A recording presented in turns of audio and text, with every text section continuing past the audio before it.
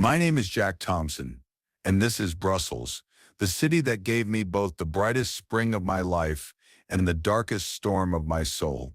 It was 2018, and I was 42 years old, a seasoned ship crew worker whose hands were hardened by saltwater ropes and rattling engines, whose skin carried the sting of Atlantic winds. My world was always in motion, ruled by tides and tempests, and I never imagined that a port city of all places could anchor my wandering heart. My days had been a blur of endless horizons, the roll of waves beneath my feet, and the kind of loneliness only men at sea understand. But in the spring of 2018, all of that shifted. I met Marie, hazel-eyed, warm, steady. She was the kind of woman who seemed carved out of calm waters. I stumbled into her life on an April afternoon, when the skies over Brussels carried that soft gray light after rain. My ship had docked for a few weeks of maintenance, and I was restless, dragging my bag through the cobbled streets near the Grand Place. The air smelled of waffles and wet stone. I ducked into a small pharmacy, half out of need, half out of excuse, pretending I wanted seasickness tablets. That's when I saw her. She was arranging bottles behind the counter, her white coat crisp, her hair tucked neatly behind her ears. She looked up, her gaze meeting mine with quiet curiosity. "Rough voyage?" she asked, a smile tugging gently at her lips. I chuckled, leaning on the counter. "You could say that. Waves don't care much about schedules." We talked for only a few minutes, but I walked out with more than medicine. I walked out with her number scribbled onto the corner of a receipt, my hands trembling in a way no storm had ever managed.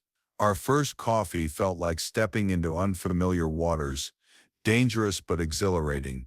Marie wasn't flashy or loud. She spoke with a calmness that drew me in, like the slow pull of a tide. She told me she'd grown up in the Belgian countryside, that she'd pursued pharmacy to help people the way she once helped her grandmother with medication. I told her about the sea, the engine rooms, the storms that rattled my bones. "You bring adventure to my routine life," she said once, her hand brushing mine across the cafe table. That touch lit a spark in me I hadn't felt in years. By May, our lives intertwined like two currents converging. We wandered through Brussels canals, their glassy waters reflecting buildings older than anything I'd seen at sea. We kissed for the first time on a bench as the sun set, painting the sky in tangerine hues. Marie's friends welcomed me with cautious curiosity. My crewmates, when I showed them photos of us, teased with envy. "You're the luckiest bastard on board." Mike said, his big hand slapping my back. For once I believed I was. The summer was a dream stitched together by moments, her laughter echoing in the Excel's markets, our whispered conversations in her apartment kitchen, while stew simmered on the stove, the road trip we took to the Ardennes, where she leaned against me by a stream and whispered, "Promise you'll always come back." And I promised, God, I promised. But the sea has a way of testing promises. My work pulled me away in long stretches. Missed calls, late replies, postponed plans. They began as small cracks, invisible to anyone else, but Marie felt them. "It's not just that you're gone," she said one night after I missed a weekend trip. "It's that I'm always waiting, waiting for your return, waiting for your message, waiting to know if we're even moving forward." Her voice trembled, and I held her, swore I'd try harder, and for a while I did. In October I planned a grand gesture. We spent a night near Ostend, the sea crashing behind us, our laughter mixing with the wind.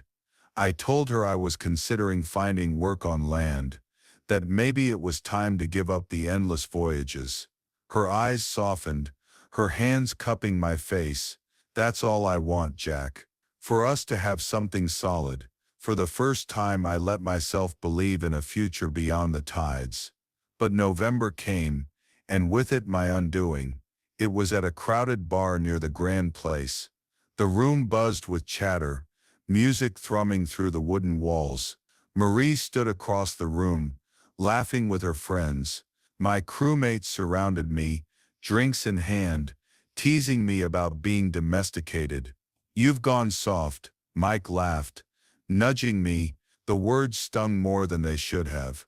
I'd never been the type to care about such jabs. But that night, maybe the beer blurred my judgment. Maybe my pride swelled too loud.